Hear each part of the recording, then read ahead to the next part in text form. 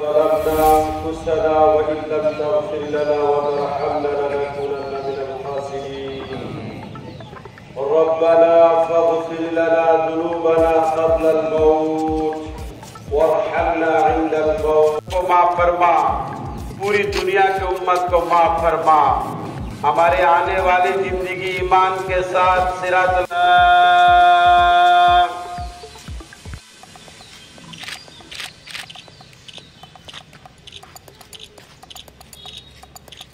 लिमन हमीदा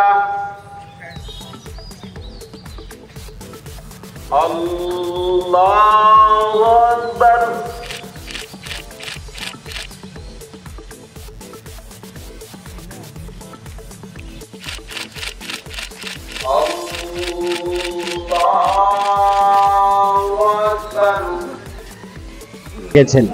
তো আসলে মূলত আজকের এই কুরবানির দিনে বা ঈদের দিনে এটা একটা ত্যাগের উৎসব।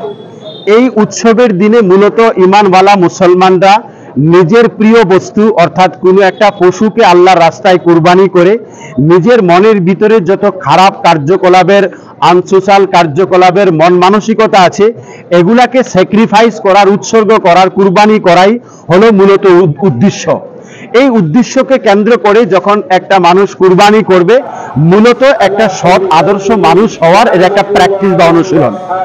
এবং এই কুরবানির উদ্দেশ্য শুধুমাত্র মাংস খাওয়া নয়। এই কারণে কেউ যদি মাংস খাওয়ার উদ্দেশ্যে কুরবানি করে তাহলে ধর্মীয় মতে তার কুরবানি আদায় হবে না, বিশুদ্ধ হবে না। এই কারণেই কুরবানি করার পর কুরবানিকৃত পশুর মাংস 3 ভাগে ভাগ করতে হয়, 1 ভাগ গরিব অসহায়দের, 1 ভাগ আত্মীয় স্বজনদের, 1 ভাগ নিজেদের জন্য।